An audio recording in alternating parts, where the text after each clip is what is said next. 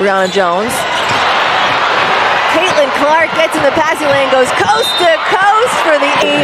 Makes the layup off the glass. She asked her teammates, did that go in? She wanted the intentional. I think she got hit in the head there, but... Guys, if you thought the bench role for Caitlin Clark was just a one-game thing to ease her back in after injury, you better sit down for this one. For the second straight game in these FIBA Women's World Cup qualifiers, Caitlin Clark started on the bench again. And once again, the moment she checked in, the entire game changed. She exploded off the bench with highlight plays, stretched defenses to the logo, created easy buckets, and reminded everyone why she's one. Team USA still refuses to start her. Why? That's the question blowing up everywhere right now. Let's break this whole situation down step by step, because this debate is getting louder with every single game. First, quick recap of Game 1 against Senegal. Clark comes off the bench, drops a ridiculous 17 points and 12 assists in just 19 minutes, a double-double debut, plus 35 plus-minus, 4 threes, logo range shots, tempo takeover. Everyone assumed it was temporary. Okay, she's coming off injury, 8 months off, they're managing minutes, she'll start next game. That was the logical thinking.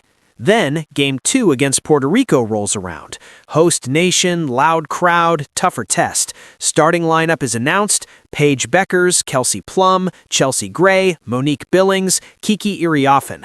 Caitlin Clark still sitting on the bench. Again, for the second straight game. Fans immediately started trending "Start Clark" and bench drama on social media. The reaction was instant. Beckers found some rhythm, Reese battled inside, but the moment Clark entered the game, you could feel the shift in the arena. Defenses immediately backed up. They stepped out almost to the logo because they were terrified of her range. Passing lanes opened up, driving lanes appeared, spacing stretched, the pace picked up instantly. The offense went from solid to dangerous the second her feet touched the floor. She didn't have the same box score explosion as Senegal, but the impact was still there. She pulled up from way beyond the arc, pure logo range, and splashed one. Classic Clark 3.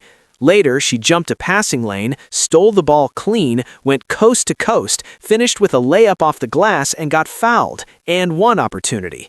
Cameras caught her looking up at her teammates with that shocked expression and asking, "Did that go in?"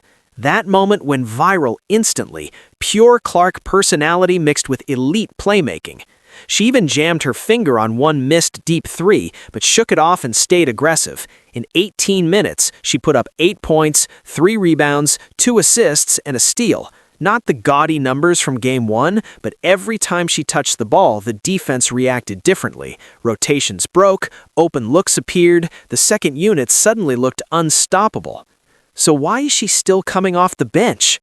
Coach Kara Lawson has been very clear in her post-game comments. They are still in fact-finding mode. These qualifiers are already won. USA has qualified for the 2026 World Cup, so this is the perfect time to experiment with lineups, test chemistry, and see what combinations work best. Lawson has praised the bench unit, Clark, Reinhoward, Plum, Billings, Iriafen, giving the team an offensive spark and creating separation against tired starters or opposing benches. Another angle is minutes management. Clark is returning after a serious injury and 8 months without competitive basketball. The coaching staff is being smart, easing her workload, protecting her body, making sure she doesn't burn out before the real tournaments. But there's a third possibility that a lot of basketball minds understand immediately. Sometimes the most dangerous player is the one coming off the bench. Clark torches second units. She changes momentum instantly. She plays against tired legs and creates chaos. Senegal proved it. Puerto Rico proved it again. Maybe this super sub role is actually the smartest long-term strategy for Team USA.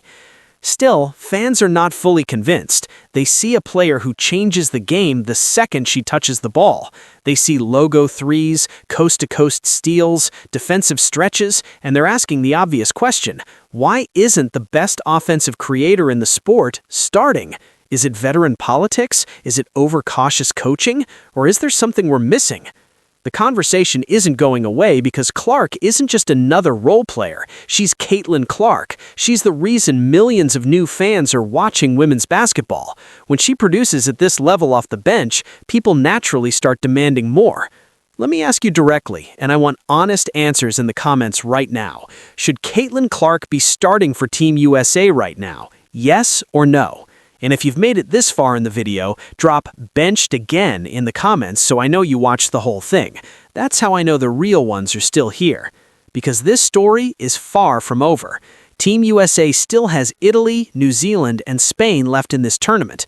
The big question hanging over everything is simple. Well, Caitlin Clark's team is winning comfortably.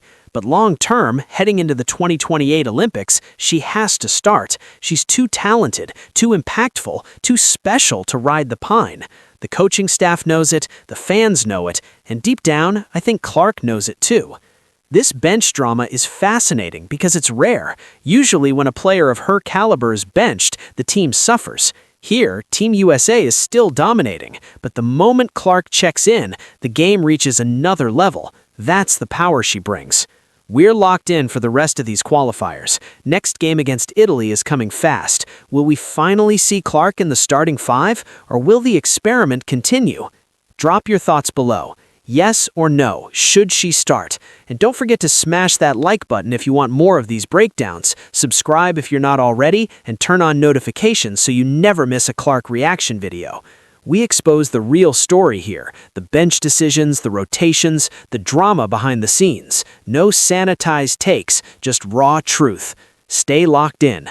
The next one is dropping soon after the Italy game. Let's see what happens. Feeling the bench controversy heavy right now. What do you think? Comment below and let's talk. It's us, especially in transition, we want really fast, and it's hard to push, especially off of a made free throw if you're sitting on the press. It was obviously a big win by a large margin for Team USA, but what can you say about what you saw about in Puerto Rico tonight? Yeah, I thought they played with a lot of fire. I thought they were aggressive. I thought the crowd was incredible. Their fans were great, so certainly fun environment to play. That's in the best game offensively for you guys. What would you like to improve upon Italy coming up next? Yeah, I think taking care of the ball is probably going to be the main focus. I think we could have moved the ball a little bit better. I don't know how many assists we had, but I thought we could have probably passed the ball a little bit better. I think about these games, the paint was really, really clogged, and we want to get easy finishes at the rim, but I think also getting the paint when we're ready to kick it out. I think that's what we do. And would you